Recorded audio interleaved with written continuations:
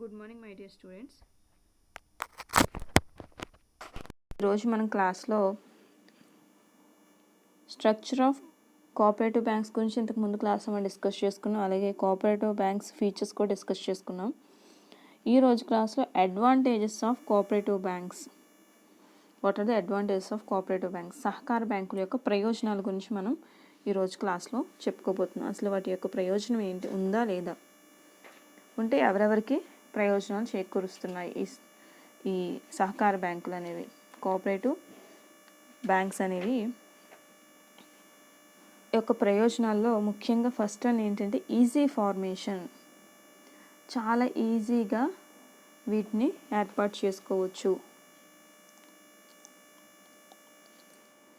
Cooperative banks యొక్క advantages, వీటిని మనం ఇంపార్టెన్స్గా కూడా రాసుకోవచ్చు.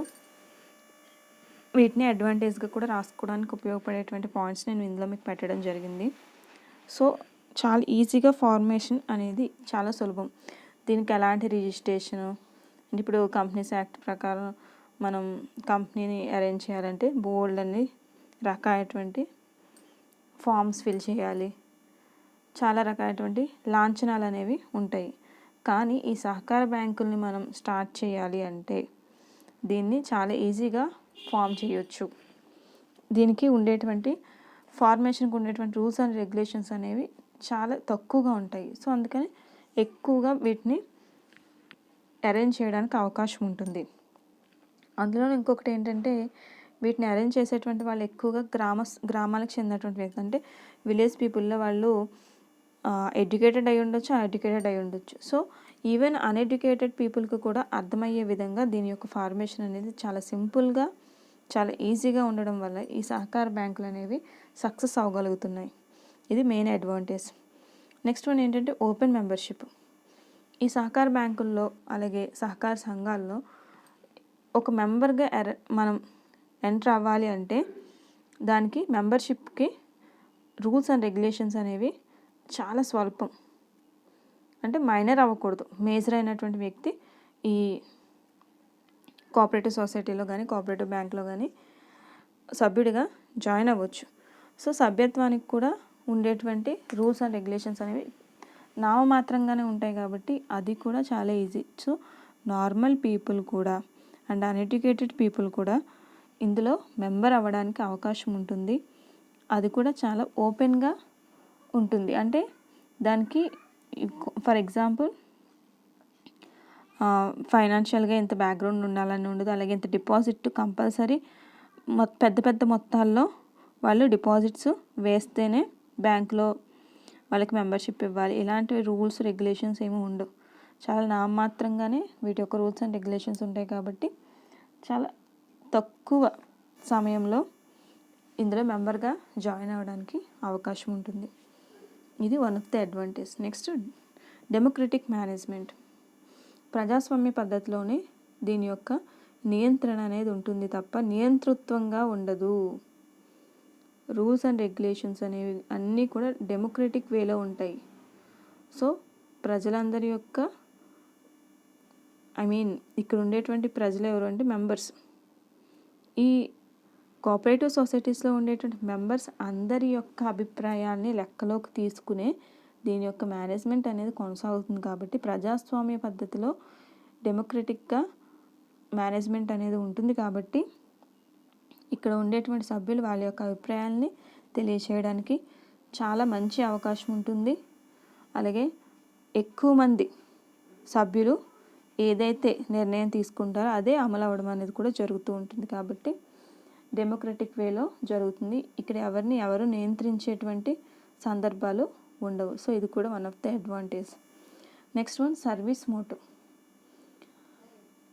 అసలు ఈ కోఆపరేటివ్ సొసైటీస్ కానీ కోఆపరేటివ్ బ్యాంక్స్ కానీ అరేంజ్ చేసినటువంటి ఉద్దేశం ఏంటి అంటే ఈ ఫార్మర్స్కి, వ్యవసాయదారులు ఎవరైతే ఉన్నారో వాళ్ళకి అవసరమయ్యేటువంటి సేవల్ని అందించడం, అదే మెయిన్ మోటో. సో ఆ మోటోని ఫుల్ఫిల్ చేయడానికి ఈ సర్వీస్కి సంబంధించినటువంటి కోఆపరేటివ్ సొసైటీస్ అనేవి అరేంజ్ చేయడం జరిగింది. సో వీళ్ళు వాళ్ళ యొక్క సర్వీస్ మోటోని దృష్టిలో పెట్టుకుని అరేంజ్ చేసుకున్నారు సొసైటీస్ని, బ్యాంక్స్ని. అలాగే వాటిని రన్ చేసుకోవడం కూడా సర్వీస్ మోటోతో చేసుకోవడం వల్ల ఇది కూడా వన్ ఆఫ్ ద అడ్వాంటేజ్. ప్రజల్ని చాలా తొందరగా ఆకర్షిస్తుంది.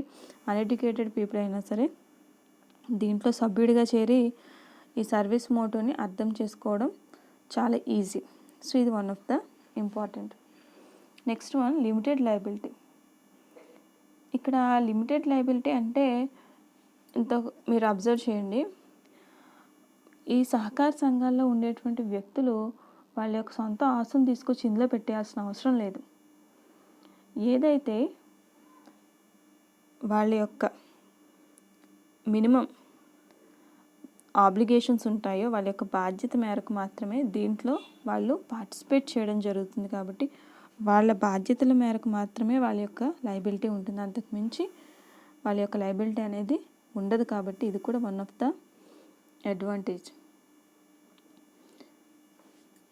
ఇవన్నీ కూడా కోఆపరేటివ్ బ్యాంక్స్ యొక్క మెయిన్ అడ్వాంటేజెస్. ఇక లిమిటేషన్స్కి వచ్చేసరికి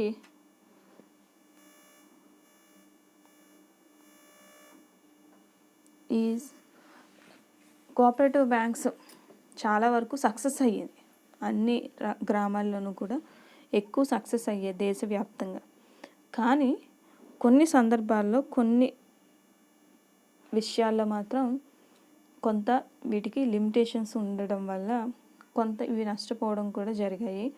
అసలు మెయిన్గా కోఆపరేటివ్ బ్యాంక్స్లో ఉండేటువంటి లోపాలు ఏంటో చూద్దాం. వీటినే మనం లిమిటేషన్స్ ఆఫ్ కోఆపరేటివ్ బ్యాంక్స్ లేదా సహకార బ్యాంకుల పరిమితులు లేదా లోపాలను కూడా చెప్పుకుంటాం. దీంట్లో ఫస్ట్ వన్ ఏంటంటే ల్యాక్ ఆఫ్ క్యాపిటల్. క్యాపిటల్ అనేది చాలా తక్కువగా స్వల్పంగా ఉంటుంది. కాబట్టి వీళ్ళు ఎక్కువ ట్రాన్సాక్షన్స్ చేయడానికి అవకాశం ఉండదు.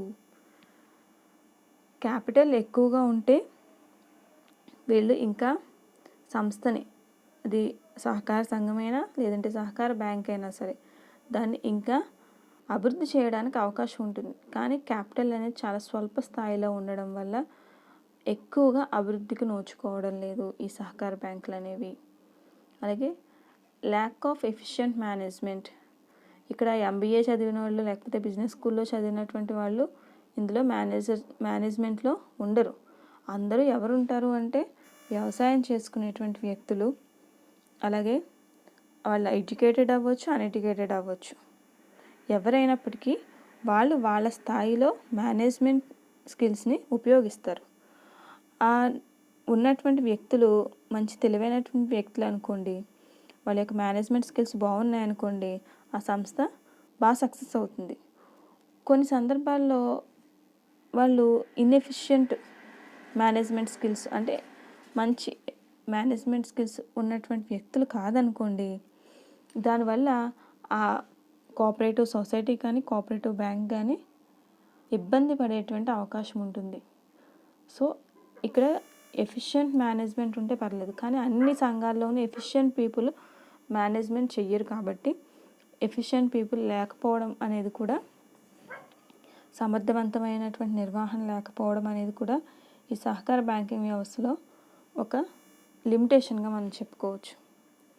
అలాగే lack of unity among members. ఎవరైతే ఈ సహకార సంఘం లేదంటే సహకార బ్యాంకుల్లో ఉండేటువంటి ఈ సహకార సంఘాల్లో ఉండేటువంటి సభ్యులు ఉంటారో వీళ్ళలో యూనిటీ అనేది లేకపోవడం. ఎప్పుడైతే సహకార సంఘాలు, క్రెడిట్ సొసైటీస్ అనేవి వీక్గా ఉంటాయో ఆటోమేటిక్గా బ్యాంక్స్ మీద కూడా దాని యొక్క ఎఫెక్ట్ అనేది ఉంటుంది. సో ఈ సొసైటీలో ఉండేటువంటి మెంబర్స్ మధ్య యూనిటీ అనేది చాలా అవసరం. కానీ కొన్ని సందర్భాల్లో అది లోపించడం జరుగుతుంది. దానివల్ల కూడా ఈ కోఆపరేటివ్ బ్యాంక్స్ అనేవి ఫెయిల్ అవుతున్నాయి. Next one lack of motivation. వాళ్ళలో సరైనటువంటి ప్రేరణ అనేది లేకపోవడం. అంటే వాళ్ళ యొక్క అవసరాలు తీరిపోగానే వాళ్ళు ఈ సొసైటీని పట్టించుకోకపోవడం, అలాగే తీసుకున్నటువంటి రుణాలని తిరిగి చెల్లించకపోవడం, ఇలాంటివి జరగడం వల్ల సరైనటువంటి ప్రేరణ అనేది ఈ సొసైటీస్లో లేకపోవడం వల్ల కూడా ఈ కోఆపరేటివ్ బ్యాంక్స్ అనేవి ఫెయిల్ అవుతున్నాయి కొన్ని సందర్భాల్లో. ఈ కోఆపరేటివ్ క్రెడిట్ సొసైటీస్లో ట్రాన్సాక్షన్స్ అంతా కూడా క్యాష్ ట్రేడింగే ఉంటుంది. కాబట్టి ఎలాంటి క్రెడిట్ ట్రేడింగ్కి అవకాశం ఉండదు. కాబట్టి అది కూడా వన్ ఆఫ్ ద డిసడ్వాంటేజ్. ఎప్పుడైతే సహకార సంఘాలు నష్టపోతాయో దాని యొక్క ఎఫెక్ట్ ఆటోమేటిక్గా ఆ డిస్ట్రిక్ట్ కోఆపరేటివ్ బ్యాంక్స్ మీద పడుతుంది, అలాగే స్టేట్ కోఆపరేటివ్ బ్యాంక్స్ మీద కూడా పడేటువంటి అవకాశం ఉంటుంది. కాబట్టి ఈ గ్రామ స్థాయిలో ఉండేటువంటి కోఆపరేటివ్ బ్యాంక్స్ ఎంత బలంగా ఉంటే, ఎంత ఫైనాన్షియల్గా మంచి స్టేజ్లో ఉంటే అంతగా ఆ కోఆపరేటివ్ బ్యాంక్స్ డిస్ట్రిక్ట్ లెవెల్లో అండ్ స్టేట్ లెవెల్లో కూడా అంత బాగా అవి రన్ అవుతాయి. సో ఎక్కువగా ఇవన్నిటికి కూడా మూలం ఏంటంటే కోఆపరేటివ్ సొసైటీస్ బేస్ చేసుకుని ఈ కోఆపరేటివ్ బ్యాంక్స్ ఉండడం జరుగుతుంది. కాబట్టి డిస్ట్రిక్ట్ లెవెల్ అండ్ స్టేట్ లెవెల్లో ఇవన్నీ కూడా సరైన పద్ధతిలో వర్క్ చేయాలంటే సొసైటీలో ఉండేటువంటి సభ్యులందరూ కూడా సమైక్యంగా ఉండి వాళ్ళ యొక్క విధుల్ని వాళ్ళు సక్రమంగా నిర్వర్తిస్తే ఈ కోఆపరేటివ్ బ్యాంక్స్ అనేవి డిస్ట్రిక్ట్ లెవెల్లోనూ అలాగే స్టేట్ లెవెల్లోనూ కూడా సక్సెస్ అవుతాయి. Thank you.